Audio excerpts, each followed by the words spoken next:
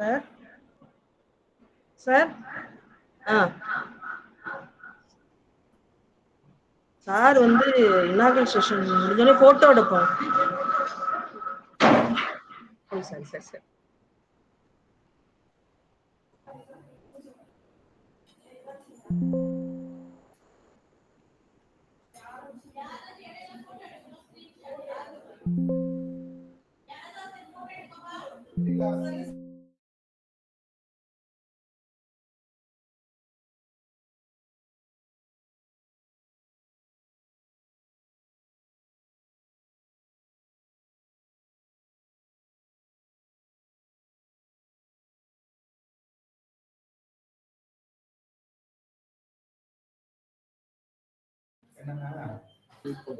We kindly wait for the other participants to join. Only 36 have joined. Other participants?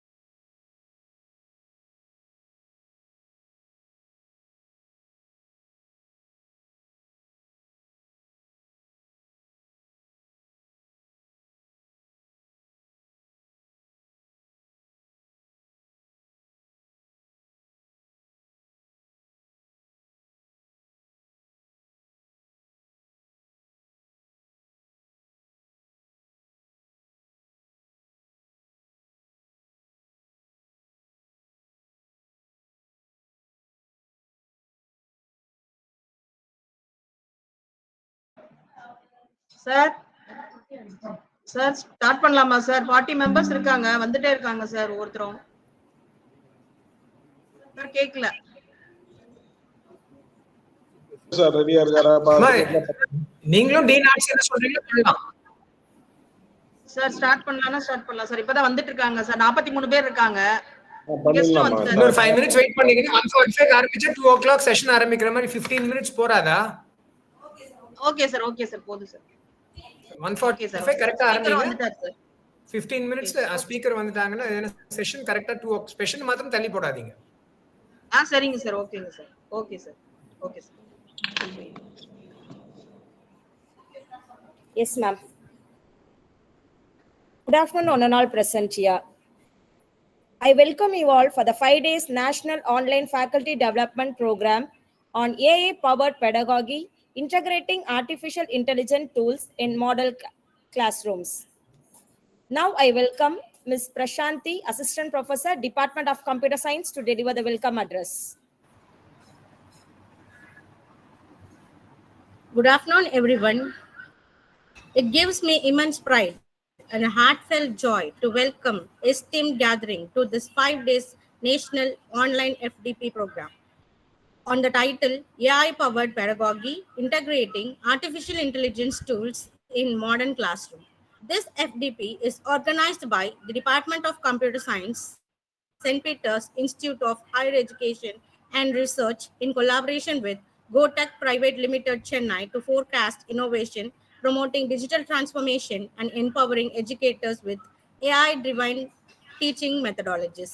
At the outset, I extend my profound gratitude to our Honorable Chancellor, Dr. T. Bhanumati, and Trustee Dr. T. Loslia, whose visionary leadership and constant encouragement continue to inspire us towards excellence and progress. A warm welcome to our Honorable Vice Chancellor Dr. N. Malmurgan and Registrar Sir Dr. L. Mahesh Kumar, Dean PDA Dr. M. Palanisamy uh, for their guidance, support, and motivation in strengthening academic innovation and institutional growth.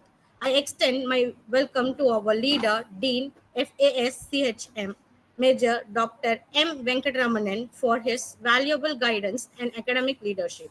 I also extend my welcome to our IQAC Director, Dr. Rani Hemamalini ma'am, to our Deputy Dean, Dr. Stella Mary ma'am, and our beloved HOD, Department of Computer Science, Dr. S. Brenda, for their constant encouragement in the organization in even successful management. We also truly privileged to welcome our dignitaries and our distinguished resource person, eminent academician, industry expert, Mr. Balaji Seshan, Head Information Security Governance, Risk and Compliance, Hexaware Technologies, who have graciously accepted and joined us to share his knowledge, expertise on the transformative potential on artificial intelligence in the field of education. This program have received an overwhelming response of 150 participants from more than 31 reputed institutions across Chennai, Pondicherry, Bangalore, and other parts of India. A successful, enthusiastic participants reflects the growth of commitment in education. A special note of appreciation and welcome to our organizing secretaries, Dr. D. Suresh, and our coordinators, Mr. S. Benston Jose, Mrs. J. A. Sophia, Mrs. Rekha, along with the faculties and other student Department of Computer Science. To all our participants, we curiosity dedicated and enthusiasts to explore their interaction of AI and education, and we are truly initiative with the meaningful perspective of growing community of educators, shaping the future of teaching and learning through the intelligent usage of technologies. AI is not a replacement for human intellect, but a powerful partnership in the creativity, collaboration, and personalized learning.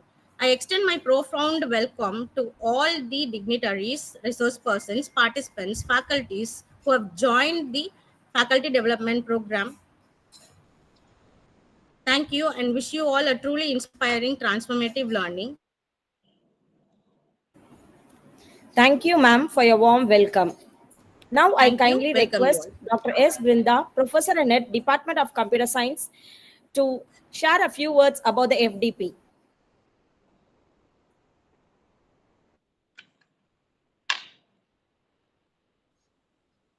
Good afternoon to all, respected dignitaries, faculty members, and guests. Before we begin this wonderful day filled with knowledge and innovation, let us take a moment to bow our heads in gratitude to the Almighty for showering his abundant blessings upon us, for granting us this beautiful opportunity to gather here for our noble purpose, to learn, to innovate, and to grow together. It gives me immense pleasure to welcome you all on behalf of St. Peter's Institute of Higher Education and Research, a deemed to be university located in Avadi, Chennai, established in 1993 and conferred deemed university status in 2008. Spire has been a center of excellence for quality education, innovation, and research. The institution is approved by UGC, AACT, and accredited by NAC with a strong focus on academic rigor, innovation, social responsibility. Spire offers a wide range of undergraduate, postgraduate, and doctoral programs in engineering, science, humanities, management, and commerce. Our campus provides state-of-the-art laboratories, digital learning facilities, a well-equipped central library, industry collaborations, and active participation in research and innovation initiatives. Spire continues to encourage interdisciplinary learning and entrepreneurship, nurturing holistic development and global competences among students. At St. Peter's Institute of Higher Education and Research, our vision is to be globally renowned institution for academic excellence, research, and innovation, inspiring socially responsible leaders to face future challenges with strong ethical values. Our mission is to create a vibrant learning environment that fosters innovation and creativity, instills ethical values, promotes cutting-edge research, and builds national and international collaborations to achieve global excellence and contribute to social development. Department of Computer Science at Spire stands at the forefront of technical advancement, focusing on emerging areas such as artificial intelligence, machine learning, data science, cybersecurity, and cloud computing. We promote research-oriented learning, guiding students through projects, internships, and industry collaborations. The department is strengthened by highly qualified faculty, modern computing laboratories, and active student associations that organize workshops, hackathons, seminars, and technical events regularly. We encourage students to publish research papers, participate in national and international conferences, and engage in innovative product development. Together, Spire and the Department of Computer Science aim to nurture innovation, build research excellence, and develop future-ready professionals who are committed to technological advancement and social growth. The 5-day national level online faculty development program on AI-powered pedagogy, integrating artificial intelligence tools in modern classrooms, is organized by the Department of Computer Science, St. Peter's Institute of Higher Education and Research in collaboration with the GoTech Private Limited, Chennai. This FDP serves as a platform to empower educators with the knowledge and skills to effectively integrate artificial intelligence tools into the teaching learning ecosystem, thereby enhancing pedagogical innovation, digital competency, and ethical AI adoption in academia. This program is carefully structured to offer a blend of conceptual understanding, practical exposure, and institutional perspectives, ensuring that participants not only learn about AI tools but also explore how to apply them effectively in teaching, assessment, curriculum design, and research practices. The session and foundations of AI in education supported by Balaji Information Security and Governance Risk and Compliance, Hexaver Technologies, and Mr. Valarivan Annamalai, founder and CEO of GoTech Private Limited. The initial innovations introduced by the participants to the foundational of artificial intelligence, the evolution of AI in education, and the transformative role of generative AI tools. The session is also emphasized ethical AI usage, academic integrity, and the responsible integration of AI in teaching.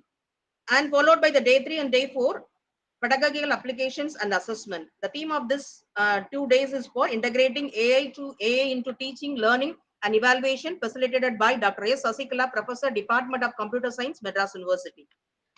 And followed by that, day 5, innovation policy and future directions. And that is for the shaping the future of education with responsible AI adoption, facilitated by Dr. S. Neelavadi Pari, Assistant Professor, Department of Computer Technology, Anna University. This FDP is conducted with a panel discussion and live demonstration exploring the future of AI in education, including emerging trends, analytics, and innovations in digital pedagogy. And also, this FDP stands a significant milestone in Spire's academic journey, a true reflection of our shared mission to ignite, inspire, and innovate. It has not only fostered academic collaboration and innovation, but also reinforced our collective vision of integrating artificial intelligence into modern education responsibly and effectively. Thank you. Thank you, ma'am.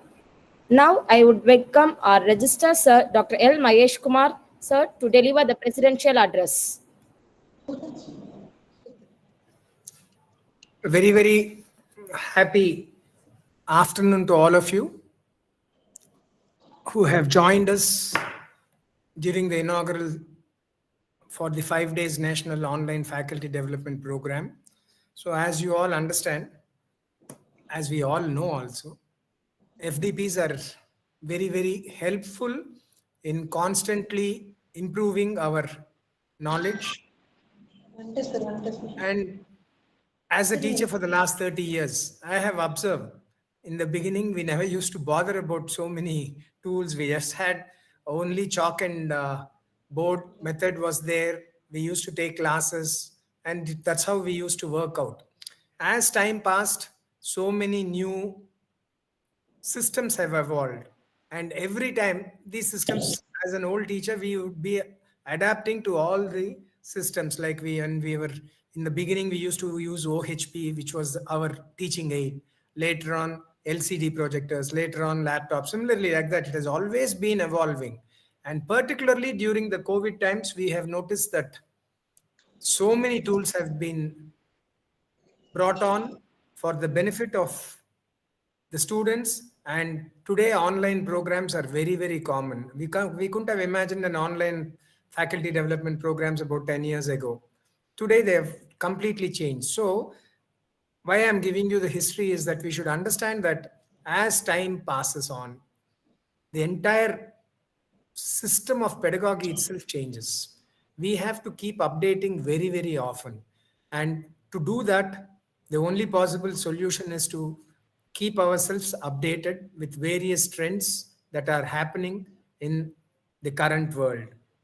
I know that AI is now the leader in doing good things as well as bad things, unfortunately. So many times AI is being used for wrong things also. So as faculty members, it's our duty to tell students, educate the students.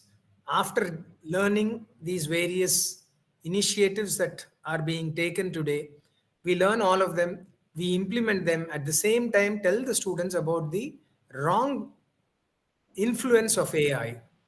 That will definitely help them, because everybody gets carried away. When you can do so many things, it's so easy to make mistakes. So I would suggest that all of you make an effort, not only learning all the good points, but also identifying what are not good, what are the negative points that AA has been promoting, and keep transferring this information to the students. Most important is we must be able to inculcate good values in students. So all these programs that we are organizing are only for the benefit of the student community. So you learn, in turn, you teach to some other people. How does that work out? Only by transferring the knowledge completely. So I wish that all of you, after getting enough understanding about the various AI tools that we are adapting, will be able to incorporate in your pedagogy system and be able to transfer it to the students. Wish you all the very best to all of you. May God bless us all. Thank you very much for asking me to be a part of this inaugural session. All the best. Thank you, sir. Now I would like to welcome our Dean FAS CMH, Major Dr. Venkatramanan sir, to deliver the felicitation address. Thank you, Ms. Sophia. Good afternoon, very good afternoon to everyone present here. Most respected Registrar, Dr. L. Magesh Kumar, the guest for the today's 5-day faculty development program, Mr. Balaji Session, Head, Information Security, Governance, Risk and Compliance, Exaver Technologies, the Head of the Department of Computer Science, Dr. Brinda, faculty members of the Department of Computer Science.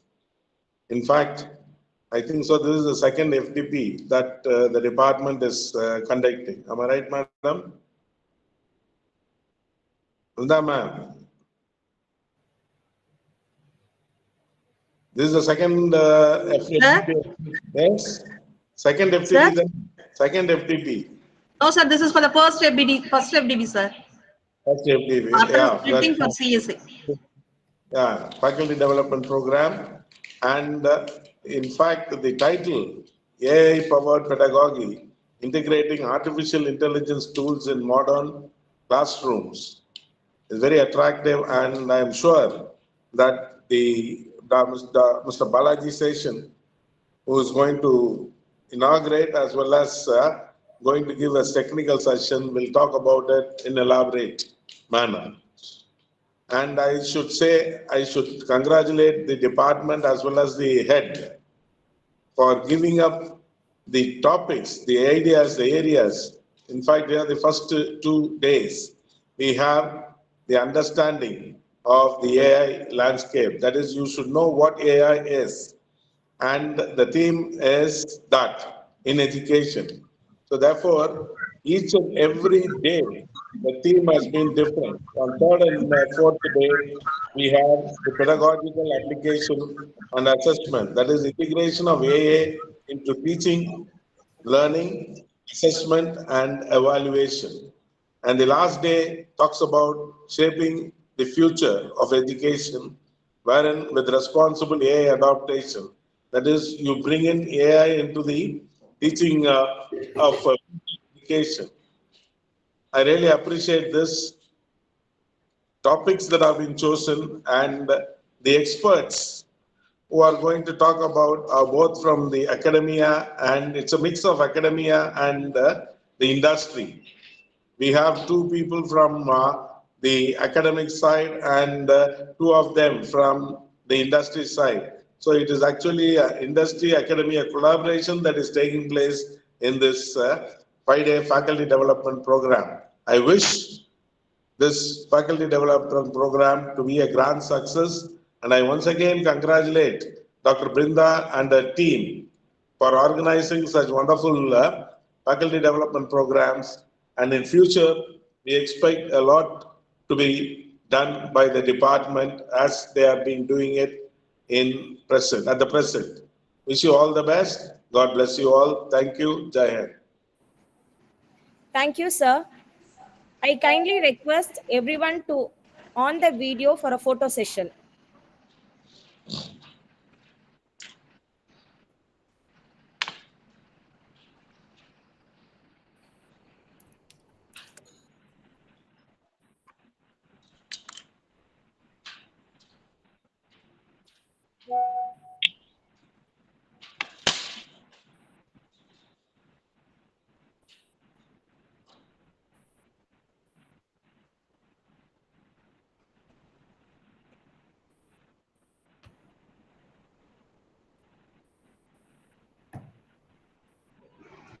Good afternoon, everyone. Yes, sir. Now I kindly request Ms. Sheba ma'am from Department of Computer Science to deliver the vote of thanks.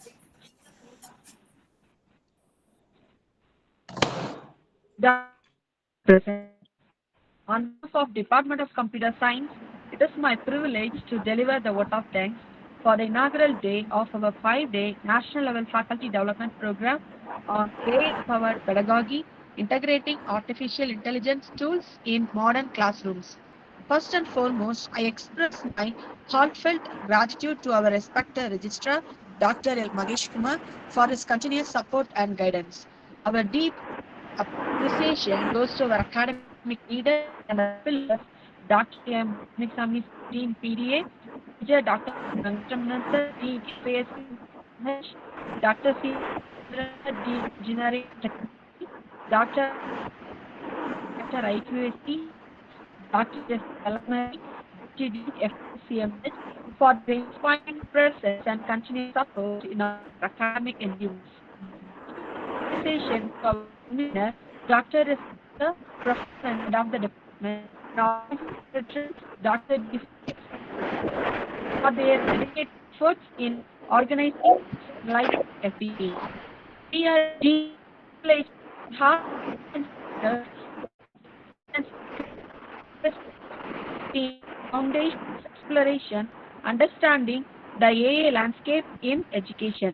Our sincere thanks to Mr. Balaji Session, Head Information Security, Governance, Risk and Compliance, Hexaver Technologies. Heartfelt thanks to all faculty participants for their enthusiastic involvement.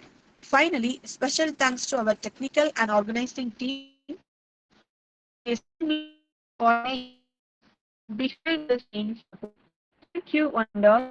Let's continue to explore, innovate, and transform education through AI in the coming days. Thank you.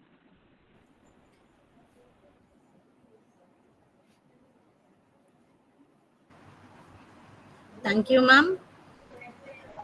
It's time for our session. May I now invite Mrs. J. A. Sophia, Assistant Professor, Department of Computer Science, to introduce our chief guest. We are honored to welcome Mr. Balaji Session, Head of Information Security Governance, Risk and Compliance at Hexaver Technologies, a leading global IT and digital transformation company. Mr. Balaji brings over 2 decades of rich experience in cybersecurity, data privacy, risk and compliance, and business resilience. He has successfully led numerous initiatives in information security governance, adults, policy frameworks, and data privacy implementation. He holds several prestigious certifications, including CISA, CCSK, Lead Auditor, and Certified Scrum Master, and is a Sigma Green Belt professional. He is also a honorary member of National Cybersecurity Council, a government of India initiative, and an active member of SACA, IEP, and Elite Cisco networks. A lifelong learner, Mr. Balaji is currently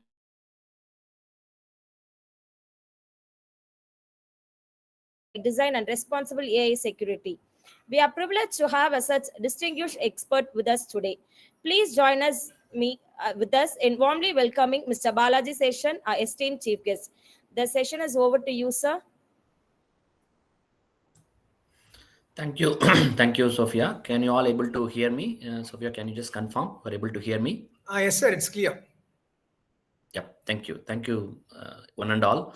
And thanks for giving me this opportunity to present today and share my experiences with respect to artificial intelligence, especially in the education industry. And as our register was rightly pointing out, it has the pros and cons as well. I'll also touch upon some of the pros and cons in my presentation. And let me quickly share my screen, and just one of you can just confirm me whether you're able to see my screen.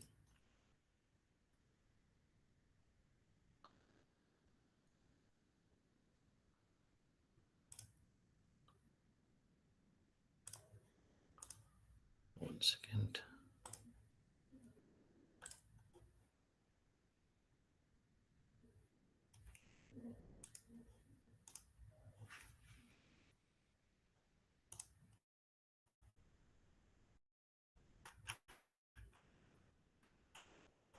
So can you able to see my screen?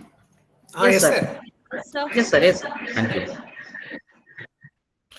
Okay, so today I'm going to touch upon from the fundamentals of artificial intelligence, and we'll also take you through some of the key tools which is being used in the industry. And as an organization, we also have a training and development department. We call it as L&D. In those department also, we have used the artificial intelligence tools to conduct the assessments, test, and in fact conducting the interviews and things like that. We are widely using the tools. I will touch upon those tools as well, and how we can effectively use some of these tools in some of the education industry, right from taking lesson notes, and preparing the presentations and things like that. Even in research, how can we use the artificial intelligence tools? We'll see them. Okay, so today pretty much I'm going to cover these things, and I will also share this presentation with the HOD ma'am, so that you can make use of this for any future references as well. Okay, so having said this, if you look at after learning this course, I think all of us would be able to understand the fundamentals of artificial intelligence. And I think you might have heard some of these words, the prompts. And the prompts is nothing but how effectively you can give inputs to any of these artificial intelligence tools, so that you can get appropriate outcomes from the tools. Because It's always, we talk these jargons in the industry: garbage in, garbage out. So if you give whatever the inputs, obviously, you'll get the appropriate output from the machine, because it is not a human where you can understand the intent, content, and the mindset of the opponent and things like that. Whatever you type, you'll get the response from the tool. That's how it is programmed. Okay, so we can also write how effectively we can write a prompts to get a useful outcome from the artificial intelligence tools. And we also talk about the advantages and limitations of using the artificial intelligence in the education industry. In fact, I have prepared one table. I'll share them with all of you.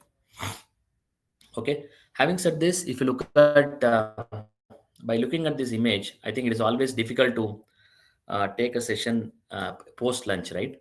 So it's always difficult to catch them. Even if it is in person, I can see many of you and ask questions and things like that. But this is something remote. I don't know what you all are doing from the other side. But however, I'll try to make it as interactive as possible. But if you look at this, by looking at this image, any thoughts coming into your mind? Anybody from the call? Yeah, robotic classroom. Robotic classroom. Okay. Anything Yeah, else? robotic. Yeah, robotic classroom. Robots listening in Robotic classroom. classroom.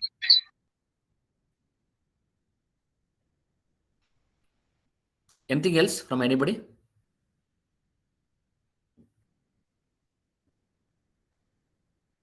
Okay. So just to wake you up, some of you, maybe I'll just take this link.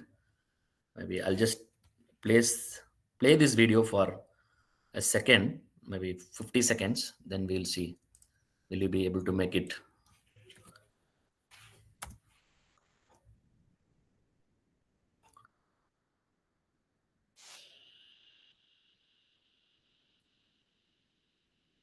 Can you able to see my screen? Yes, sir. Yes, Yes, sir. sir. Okay. Yes, sir.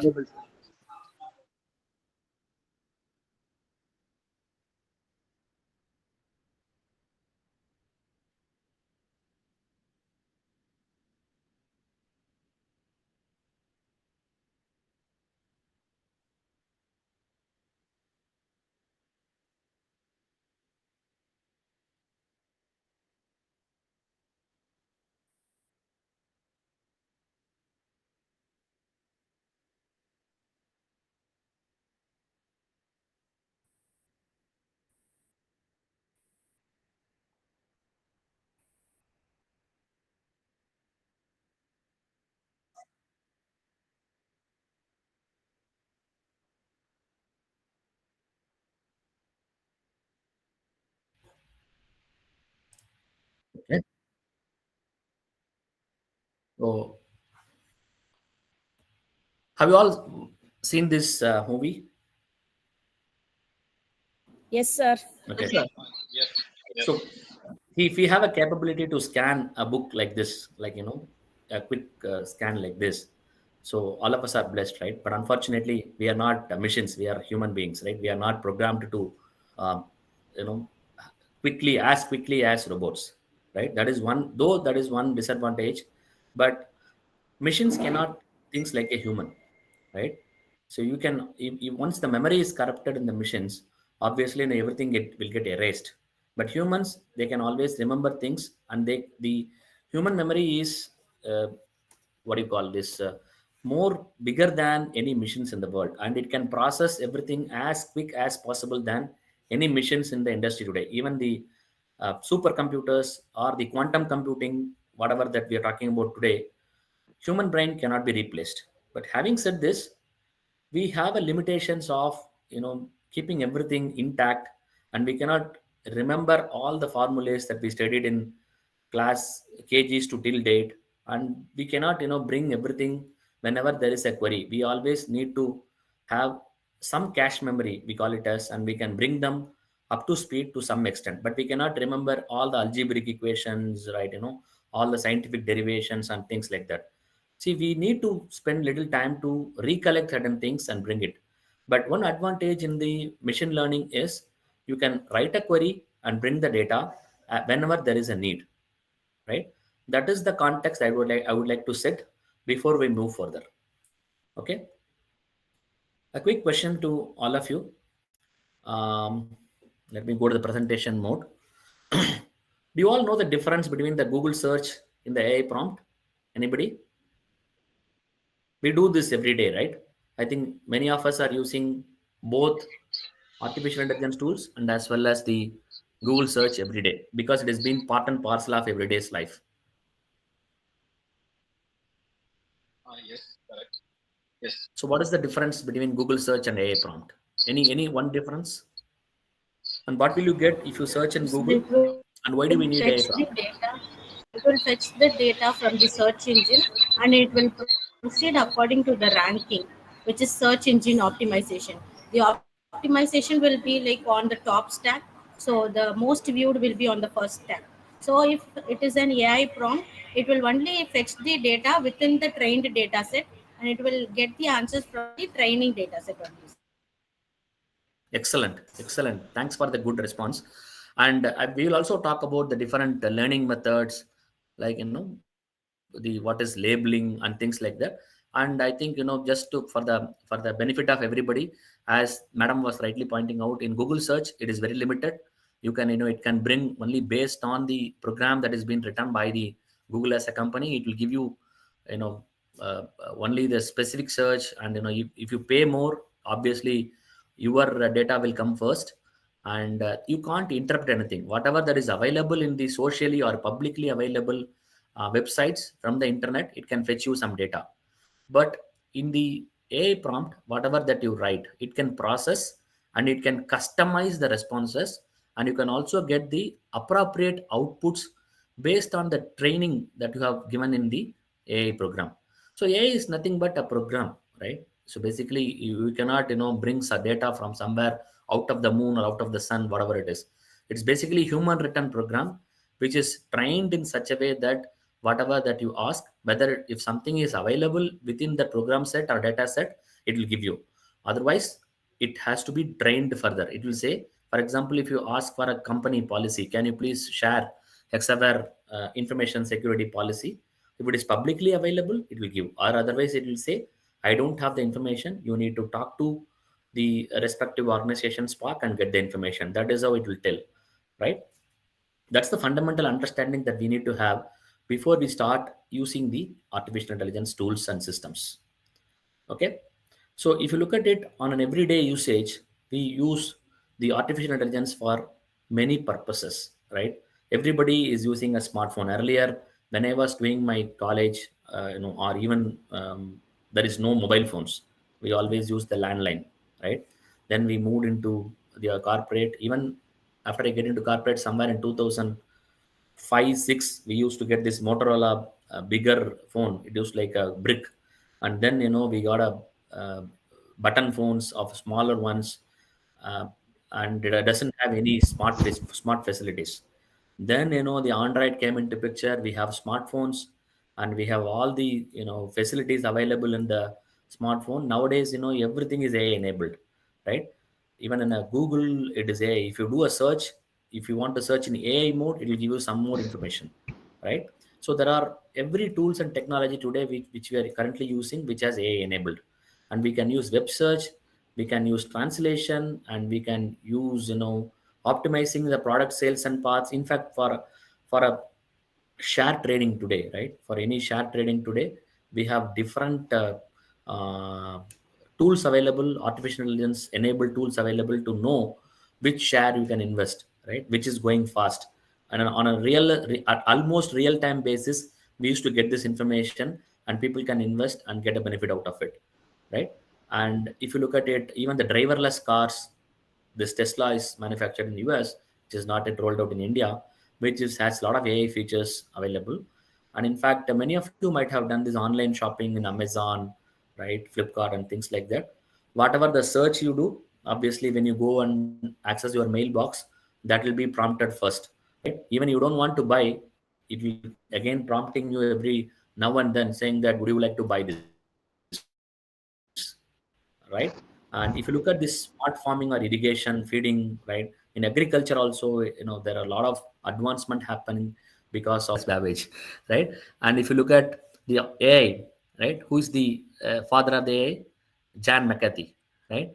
Jan McCarthy is considered as a father of AI. I think whoever is studied maybe 20 years back or 25 years back, this is not something new, right? We always have the subject called in our Master of Computer Applications. There is something called AI and ES, Artificial Intelligence and Expert Systems, right? So we have the natural language processing. We studied, in fact, I studied this when I did my Master of Computer Applications long back, right? So this is not something new that we are, studying today, which is there for quite long. But the thing is, we have the era of the agentic AI, right? Open AI technologies. That is what we need to learn today. But the extreme, there is something called extreme programming also we studied maybe some time back, which is also, there in the system for quite long. But those are all the fundamentals of the artificial intelligence, which is helps the technologists to develop the open AI technologies and the agentic AI technologies today for us to, ease our life in many areas, right? If you look at it, it's the science and engineering of making intelligent machines, especially computer programs related to similar tasks using computers to understand human intelligence, but does not have confined itself to methods that are biologically observable. That is something we all need to know, right? And if you look at it, systems that act like humans, right? That is something we need to understand what is AI. If you look at a simple form of the definition, combines computer science and robust databases, because you cannot uh, have the artificial intelligence with a 1 GB of database or 2 GB of database. It requires large volume of database where you need to store a lot of data, and complex algorithms needs to be developed so that the search can be faster and accurate, right? And there are two three terms that we need to understand to get the details about what is artificial intelligence, machine learning and deep learning, or two key terms that we need to understand before we get into the details, which are in conjunction with the intelligence, right? These disciplines basically are comprised of two things, right? Predictions based on the classifications of data. So basically, a data cannot be presented as is, so it cannot value add to you. Basically, you need to classify them, and based on the requirements of the data subject, it needs to be appropriately stratified and classified and give the appropriate output in a required format. That is how the program is done. So how to do this, right? For that, we need to know what is machine learning, right? A machine learning system learns from historical data. That's what we talked about, right? So I think, there is a subject called, I think everybody knows this, probability and statistics, right? Where we used to learn this multiple linear regression. So we used to learn this prediction models, right? Using the MLR techniques. So for that, all what we need to know is y is equal to f of x, right? For you to predict the lagging measures, we all need to have different x factors, right? So today, I reached office, almost I took 2 hours for me to uh, reach office from home. So how did what matters today? There is a rain and huge traffic was there. So rain is one x factors, and the traffic is another x factor, and you have started little late. There could be other x factor. There could be multiple parameters for you to achieve the goal, right? Which is your lag measure. So for that, you need to have historical data. Generally, it took for me to reach 25 kilometers, drive 25 kilometers. It took 1 hour. In for that, I need to analyze the data, a matter of a month data or a 2 months data. Then I can decide, okay, uh, generally Balaji to reach office it took 1 hour, because that is how the history says, that is what his performance says. But on a one fine morning, if I reach office in 2 hours like today, there will be a special cost of variance to reach the office within that, because of various x factors. So for that, you need to have historical data to understand the variation within the data. That is what I am trying to tell you. So for any machine learning program, it requires historical data and prediction models. The prediction models can be used at different techniques today, not only the linear regression or multiple linear regression or things like that. It also uses the Bayesian belief networks and the deep learning network. So there are multiple prediction models in addition to statistical techniques are available today to make it more effective, right? There are some simulation techniques like Monte Carlo simulations, things like that, used to do the accurate predictions. And it receives data, right? You need to provide data. And somebody was talking about training the algorithm. You cannot simply say it will give you perfect output in the day one, right? It needs to be trained properly based on different iterations, and the model needs to be created.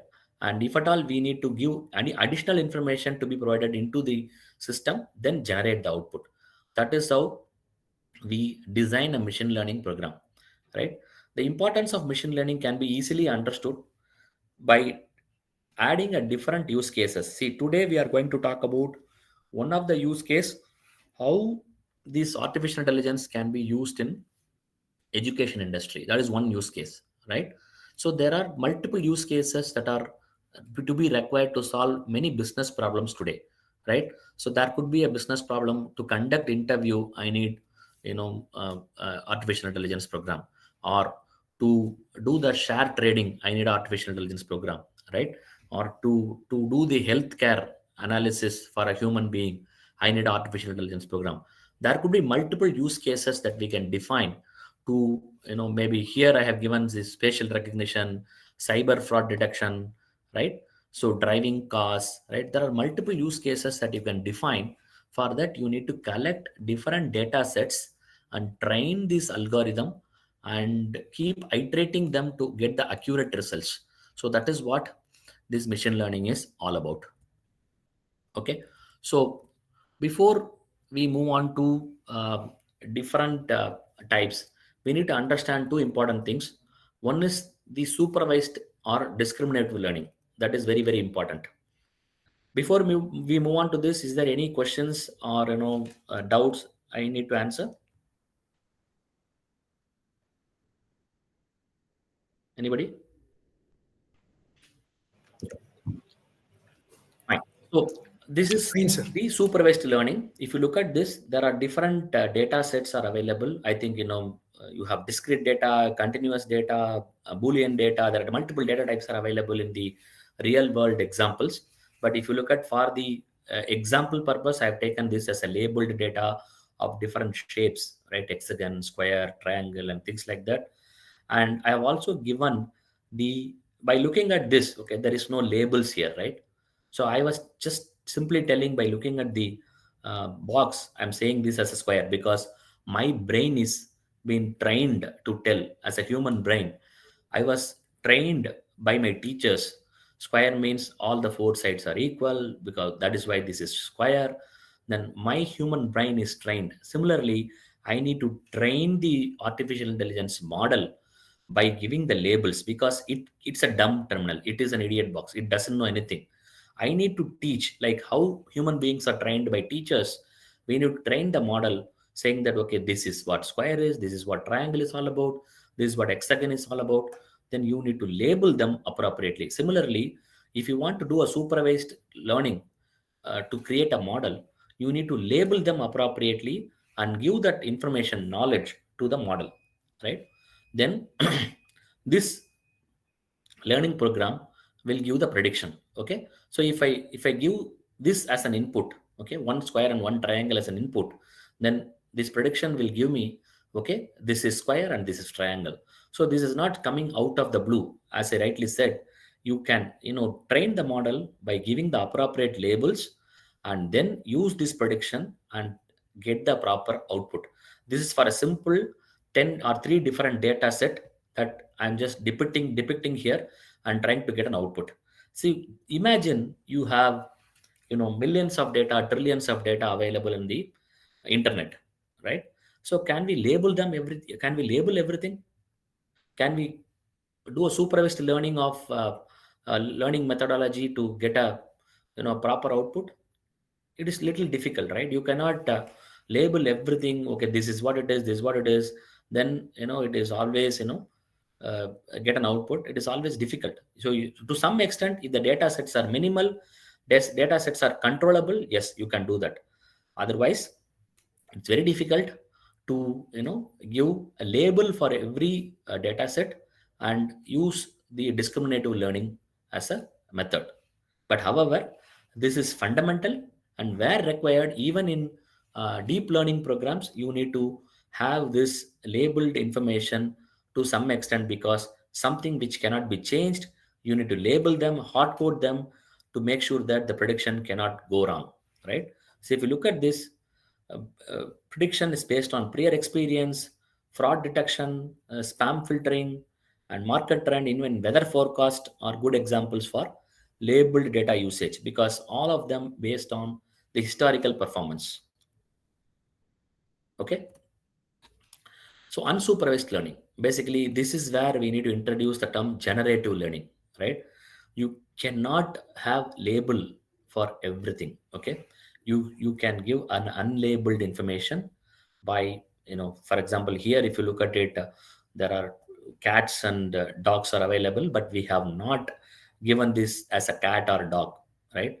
We have simply given this as this a raw data, right? We made the learning program to interpret, okay, write an algorithm by giving the features of this. Dog means it has tail, and it has a mouth like this, eye like this, and it has four legs, and it is long, short, right? Like that, we have to give the features and the, what do you call, characteristics of the certain things. If this is like this, then probably this can be a dog, and prediction may go wrong. But however, based on the continuous learning, right, continuous learning of this model, the prediction can be appropriate, right? This algorithm needs to be trained continuously by adding a different features of the dogs and cats, so that the output can be more appropriate. Okay, that is called unsupervised or generative learning. Basically, you need to cluster them, give association, because these two are very very important terminology that we need to understand when we go for generative learning.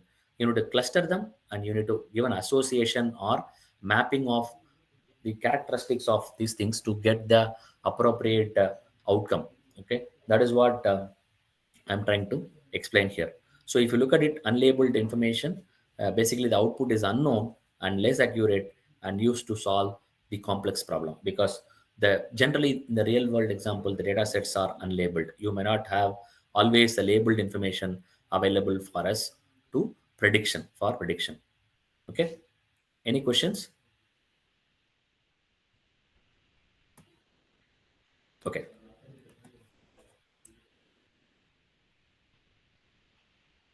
It's a little slow. Just give me a second. Yeah. Okay. So if you look at the difference between the machine learning program and this deep learning, there are only two things. One is, the in the machine learning, the future extraction is done by the human beings. Basically, if it is a car, you need to give the features like it has two wheels, and sorry, it has four wheels, and you have a shape like this, and it is been steel, and there is a steering and things like that, and you need to classify them, right? The size, the height of the car, length of the car, all those things. And one is features and classify them, associate these two things, and it can give a prediction. But in deep learning, okay, both of them are combined. The future extraction and the classifications are combined to get the appropriate output. This is what, if you look at it, in the deep learning, you need to have a lot of data, right? You cannot simply do the prediction accurately without having adequate information, right? Basically, you can use the neural networks and convolutional network, and recurrent neural networks, basically the examples of deep learning programs, where you can relate one component with other component, and the dependencies and the relationship between each of these factors, to train this algorithm to get the appropriate information, right?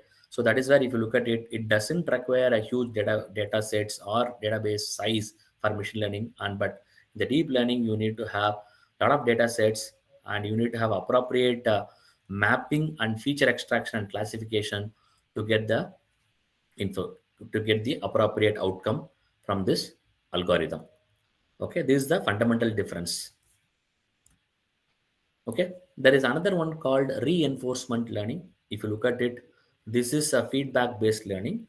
So whenever you get this prediction right, for example, if this prediction says yes, these are all dogs, instead of the dog, this prediction says it is a cat.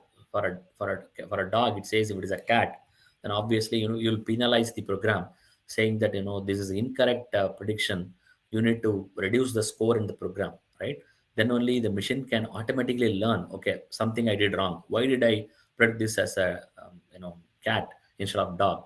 So obviously those error correction needs to be done. I think if you can just map it with the movie clip I have shown, right? So it will automatically debug on a every day, right? Whatever the learning that has the robo has done, it used to self correct himself or herself. The robo will self correct himself on a everyday night to correct themselves and give the appropriate outcome whenever there is an instruction come to them for any corrections, right? That is what I was talking about, where the agent learns automatically with this feedback and improves his performance. The reinforcement learning, the agent interacts with the environment and explores it. The goal of an agent is to get the most reward points, and hence it improves its performance, right?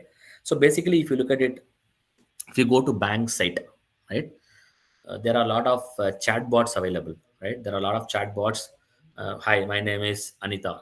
How can I help you today, right? So you can always say, okay, my account number is this. I want to check my balance. Or even if you go to IRCTC, right, there is something called some bot chatbot is there. So you can say I want to book a ticket, or I want to know the vacant seat in this train, right? So it will automatically tell you by going to the respective website, and it will say, okay, there are seats available in this, or what is the chances of getting this waitlisting as confirmation. I think you might have seen that in the IRCTC website also today, right? The prediction of the chances of getting the confirmation if you book this seat.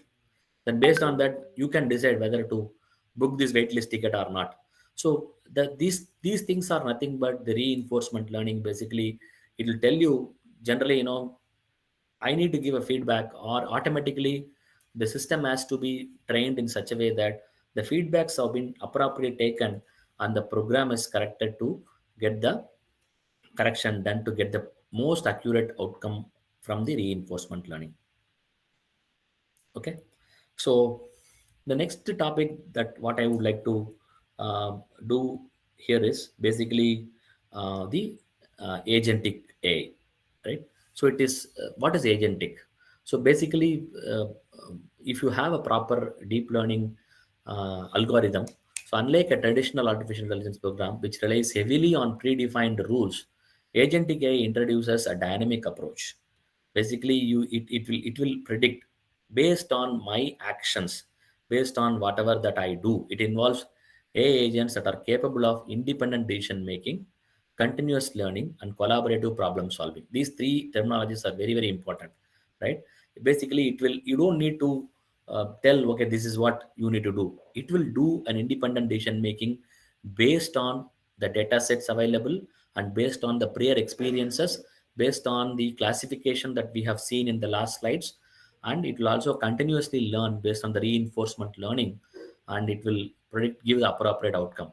The collaborative problem solving is something, it will ask, okay, why there is a problem, can you please tell me how I can correct? So like that, it will be more interactive, and based on your input, the systems can be corrected and give appropriate outcome. Okay, that is what the agentic AI. Today, everything is agentic AI. You cannot, go the even the Chat GPT, when the OpenAI technologies came in, it is again, people get confused whether it is a Google. I can get the same thing from Google search as well, right? But today, if you look at it, whatever the methodology that you wanted to get, right, whether it's a table or a photo modification, right, whatever you want to do, you can get it done in a very quick manner, right? Basically, it can identify patterns, adapt to the new data set, and take proactive actions with the defined parameters. So this is exactly what I wanted to uh, give a difference between the agentic and as well as the OpenAI technologies. Okay, see the core principles, if you take it, this is very, very important for us to move to the next level. The AI agents can think through different scenarios and interpret data like humans can, but an extraordinary faster pace. They can perform the task with minimal human intervention, enabling staff to focus on strategic priorities. Right? This is very, very important. Right? It will, you don't need to give different scenarios, but it will think possible scenarios, a positive scenario, negative scenario, exception scenarios. All the scenarios have been thought through. The model is trained in such a way that when I ask for a questions, it will automatically think all the scenarios and give possible outcomes to you. That is what the autonomy it talks about. Adaptability is something learn and evolve from real world interactions, ensure that AI remains relevant.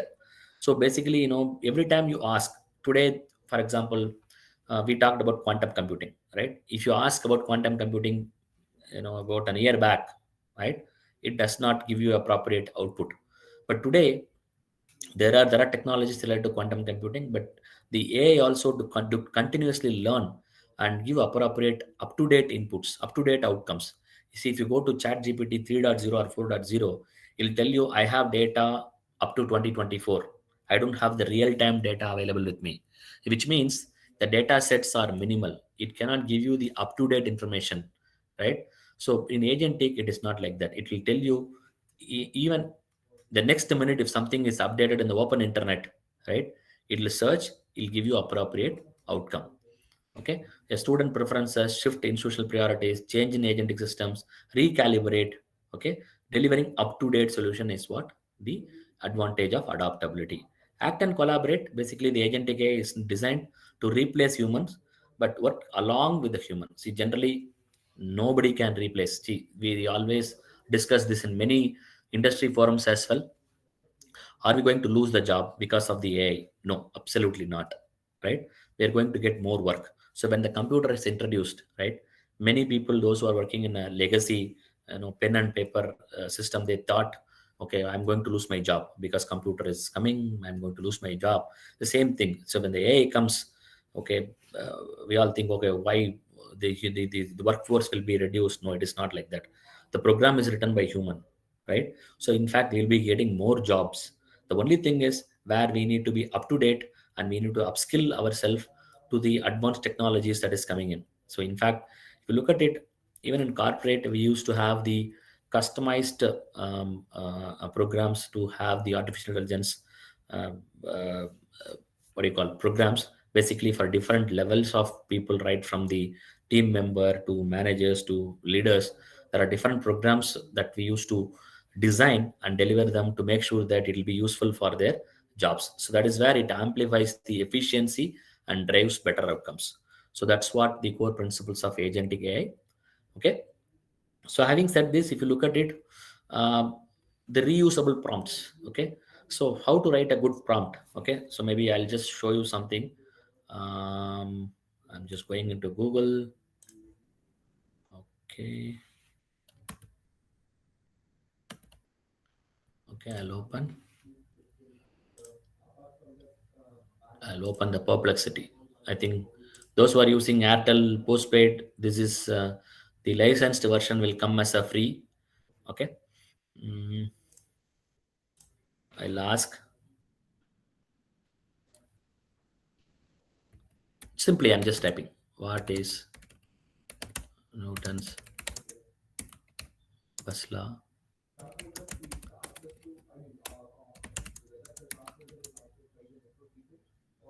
I'm just typing.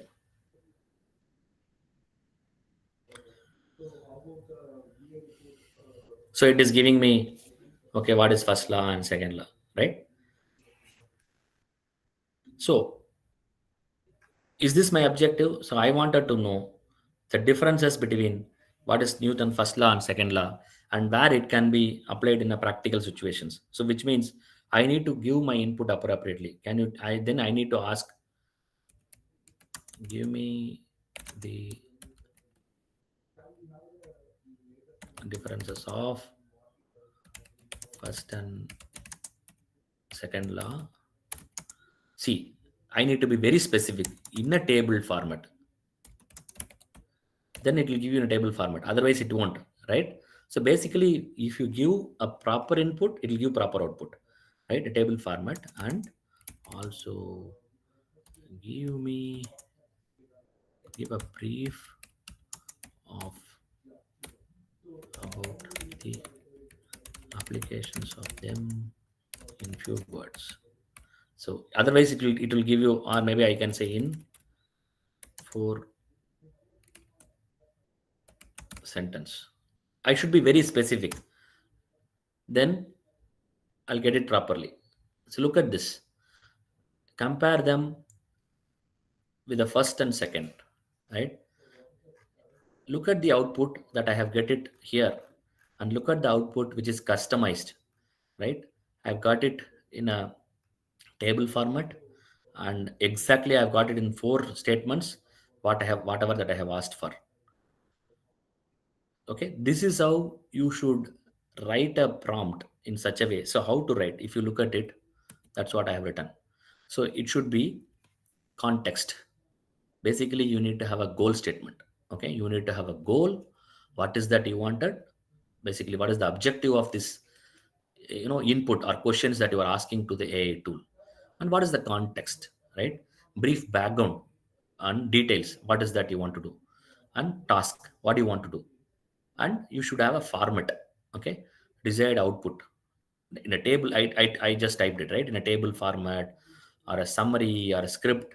See, at times, even if you want to put a LinkedIn post, right? I want to do this in a LinkedIn post. Give me with some pictures, give me with some diagrammatic representation or some formulae, right? See, you can also give this tone, whether it is a formal, friendly, right, or educational, right? Then constraints. What's the word limit, time frame, and the key focus, right? This is how you can ask a specific questions and appropriately get the output from this prompts. Okay, any questions on this before we move on to the next one?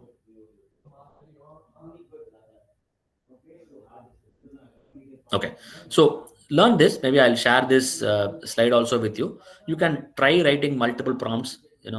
This perplexity is a free. You can use it. It's a free, so you can use it, and it's a free of cost. So basically, you can use it in any time. You can try this format, and there are multiple ways. Even if you want to know, okay, if you look at it, even if you can ask perplexity, is this prompt okay, or can I write a better prompt? You can ask them. It will give you a different solution, right? But this is how generally, you can reuse. You can use this, and you can type, fill in the blanks. Okay, so moving on to the next slide.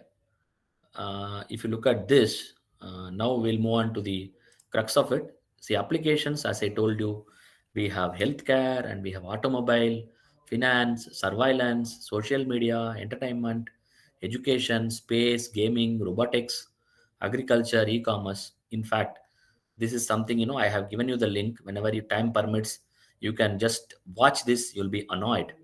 Like, the human brains are, hat. If you look at it, if you go for an MRI scan, I think everybody knows about the MRI scans, right? So if you go to MRI scan, from the image, whatever that you are getting from the image of the MRI, and you can convert them into text, right? It needs it can form a data, right? From that data, the AI can predict what is that you are thinking, right? Which is more personal today, right? I may be thinking something while teaching or while talking, right? But when based on the MRI outcome, if it has been converted as a text, and the AI can tell, what is this guy is thinking about, right? So basically, which has been objected in the court of law. In fact, if you look at, I've given the link also here.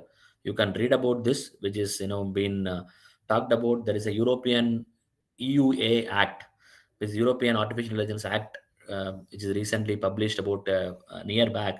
So which is very clearly talks about any artificial intelligence tool which is rolled out in the industry or for any purpose, it needs to go through a rigorous cognitive risk assessment before it is actually rolled out into the organization or in somewhere else for any general public usage, right? That is something I just want to tell you. Maybe you can go through that. This is pretty detailed YouTube video, and as well as the news available about this, how the data can be misused when there is a privacy breach about this particular thing. Okay. So having said this, if you look at it in the education industry, what are the various usage? Maybe I may overshoot 10 more minutes. Maybe I will take 10 more minutes extra to complete the entire thing. But in case of any specific questions, maybe you can ask in between. So if you look at generative AI and agentic AI has opened up a whole new world to the administrators, educators, and students.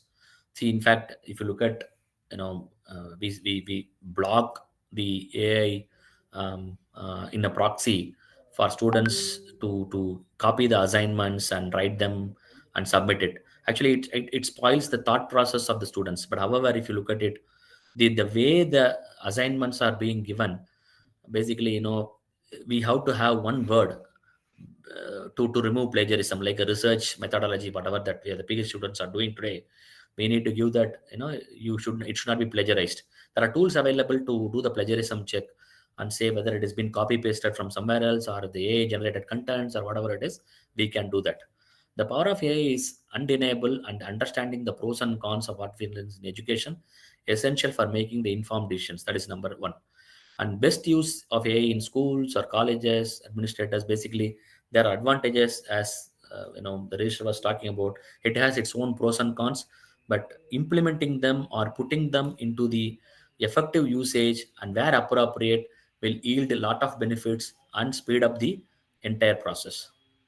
Okay, so where and all it can be used. Okay, so it can be used in teaching aids, classroom management, language assistance. Basically, you can do everything. Okay, so maybe I'll just quickly show you something on teaching aids. There are tools available. So you can go to school.ai, or you can use the AI question generator. Maybe we'll talk about the question generator first. Okay, so you can use the smallpdf.com question generator. So you can choose the files. Okay, so I have the class 11 physics chapter 1. Okay, this I have downloaded already. I have used this, uploaded this. It will generate the questions in a fraction of seconds. The internet is little slow in my end. Where So you can also select you want a open-ended, or you want true or false, or you want multiple choice. I'll just put generate questions in multiple choice. Okay, so it will give you the multiple choice questions. Look at this. It will take care of everything. You can also show answers, right? You can keep this. Okay, and if you want to say generate true or false questions, it will generate true or false questions. So this is the free version. Maybe if you go for a full-fledged version, you can also talk about, if you want 15 questions, 100 questions from a single chapter, you can generate them. Okay. So accordingly, it is going to enable the teachers to prepare a question paper or question bank, right, for them to, do a lot of things. Similarly, even if you look at it, right, I'll go to even the perplexity, whatever that I was talking about. You don't need different tools. Here itself, you can talk about. I think you can upload. You can talk about. In perplexity, you can say, "Can you give me a lesson plan to teach?" What do you call? College students about this for the attached chapter. I'll attach this.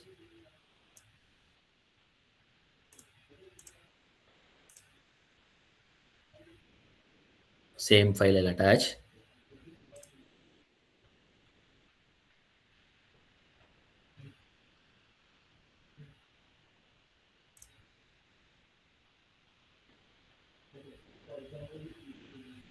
Then it will give. See, even in perplexity, you can get this very easily, right? So the internet is little slow, as I told you, like that's why it is slow. Otherwise, it'll be very fast.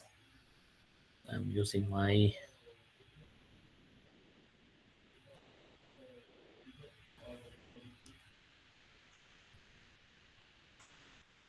yeah.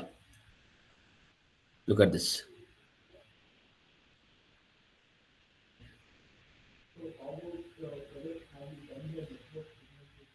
So there's a unit and measurement as a lesson. So what I need to do, it will give you the very clear lesson planning for me to start my lecture, right? So there are other tools. If you look at it, there is something called school.ai, right? You have different assistant. You can do whatever you want, right? You can go curriculum coach, you can chat, and you can, education coach and essay grading assistant, whatever you want to do. It is a very, very effective tool, and you can do this, and you can do the lesson planning, right? You can, it will be, it's much more, faster. It's the same. You can say, I can go for a other, I'll talk about, just give me some lesson, maybe algebraic equation, or I'll say probability and statistics. Uh,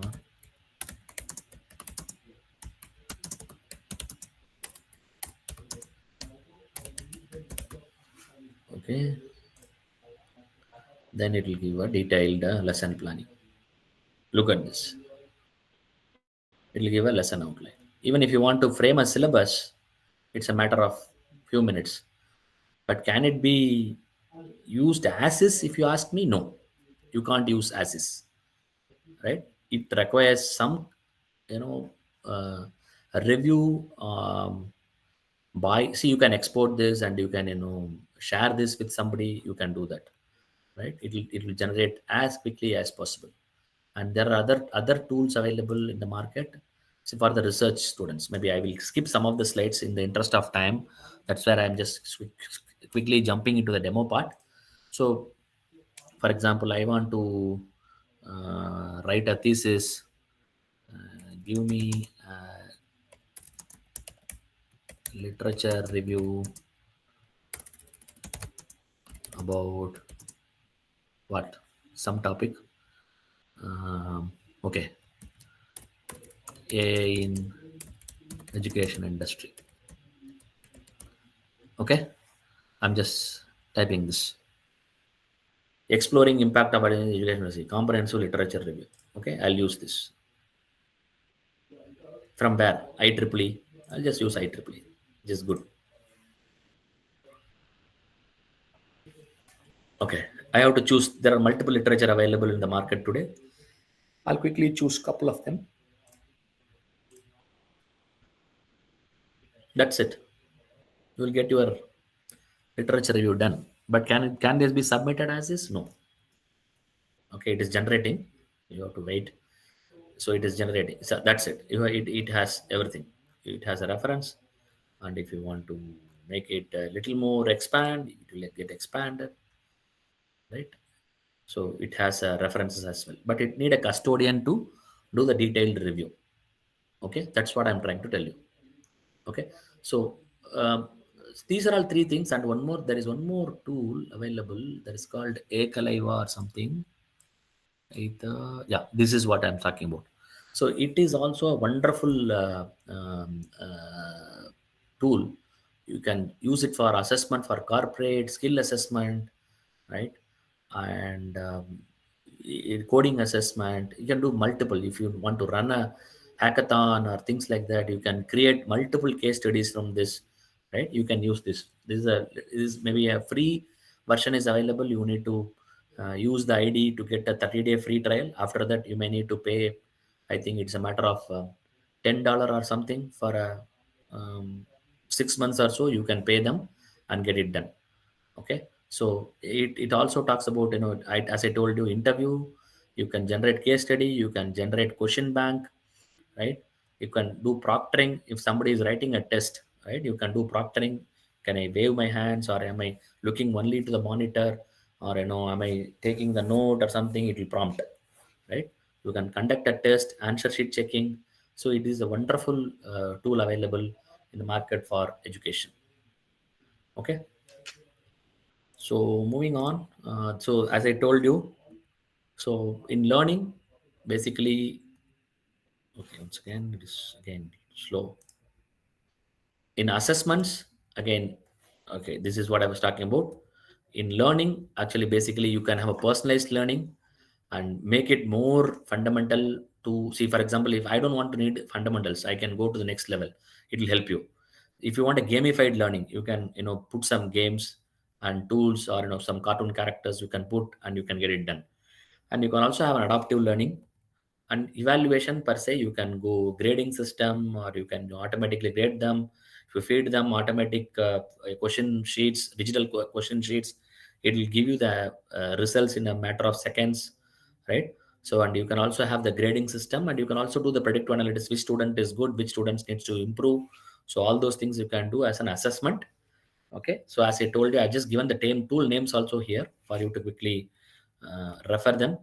And research, I think there are different tools available. The one that I showed you was Aether.com, which is a very, very important and effective tool to get more appropriate output. Again, it uses a lot of agentic AI technologies. Okay, this is the link I have given to you. You can refer some of them, and you can make use of them in your day-to-day usage. Okay, so coming to the fag end of the session, if you look at it, I just wanted to talk about the advantages. See, basically, the personalized learning, immediate feedback, content creation, administrative efficiency, ethical awareness, research, and overall impact. See, these are all some of the key advantages, right? Limitations, if you look at it, as I told you, it requires a oversight. You cannot simply use the output that is generated by the tool. Basically, risk over reliance on algorithms that cannot fully capture the emotional contextual factors. Very, very important things, right? And it can lead to automation bias. Basically, the way I have written the program, it will give you the output. So obviously, it requires, it cannot overrule the teacher, right? It always, it requires some teacher's review. Basically, generated content may include factual inaccuracies. You see, something may not be accurate, or something maybe old data, because the model is not trained properly, so it gives you a incorrect information. So lack of pedagogical quality without expert review is again, see, everything leads to a custodian, everything leads to a expert review. Who is expert? We are the expert, humans are the expert. But it is a guide. It will help you to get the generated output as quick as possible for the mundane tasks. Okay. And may require infrastructure bandwidth not available under resourced schools, dependencies on digital platforms. As I told you, the MRI scan, it spoils the privacy of and security concerns. Okay. And exposure to misinformation or biased content may require extra supervision. High implementation cost, it requires huge servers, terabytes of space and processing speeds and things like that are required. But as I told you, today tools are available. You don't need to do it on your own. You can subscribe yourself to tools available in the market, and you can make use of them for your own purpose. Okay, so that's all I want to tell you today. Basically, it's an integration in education sector is transforming to the entire academic cycle, teaching, learning to evaluation and research, right? Though it is automating the repetitive task, a true power AI lies in empowering the educators to personalize, enhance the human side of teaching, right? So human cannot be replaced, but it can enhance the experience of the digital learning. Okay, that's what I want to tell you. I also have some more slides. I'll share it with you for your own purpose. Basically, the risks and the biasing and things like that, and as I told you, the EU AI Act and risk levels. I'll share these slides with you. You can refer them later for your future learning purpose. Okay, thank you very much. Thanks for listening to me patiently. Thank you, sir. If participants have any query, you can either post it in the chat box or you can unmute yourself to ask your query, please. It's time for question and answering session. Kindly put your hand in the chat box or you can unmute and then you can ask your question. Participants, you can go ahead, please.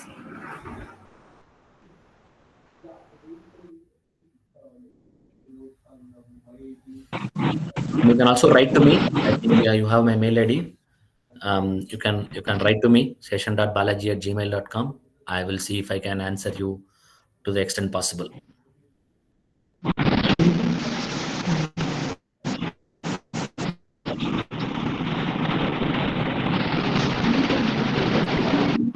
There's so much noise is coming, sir.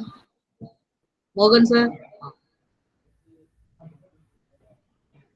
Madam, I just request maybe you can collect some of the queries raised by the teachers and research scholars and other students. I would be happy to respond to them in a one-on-one, or maybe we can have a follow-up session to cover them up. Sure, sir. Sure. The Okay, thank you feedback very link much. will Have be happy learning posted. for the remaining days. Thank you so much, sir. Thank you, ma'am. Thank you, everyone. Dear faculty Balaji, members, sir. the feedback Thank you link so will much, be sir. posted now.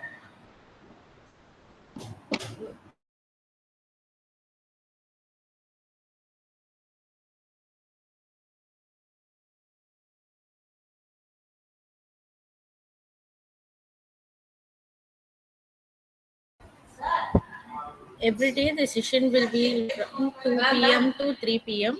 and I kindly request you all will be joining on the same link, and every day attendance is mandatory. Kindly fill the feedback link for all the sessions. 85% of attendance is mandatory, and we'll decide your participation certificate with the attendance only. Thank you. If you're having any queries, kindly send it to the WhatsApp group itself. We will forward to the speaker and we will get the answer in the last day or anyway, and we will post to their answer also.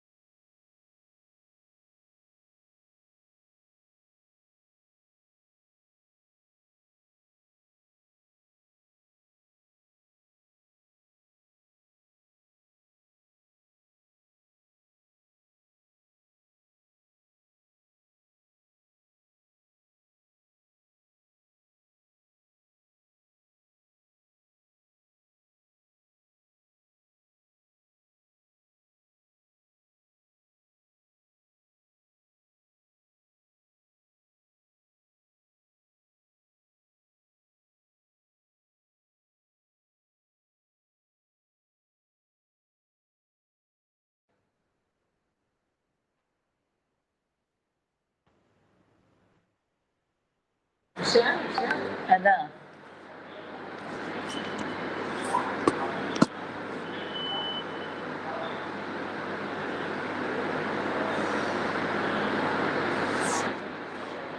இது நான் kindly செக்கா யார் அது?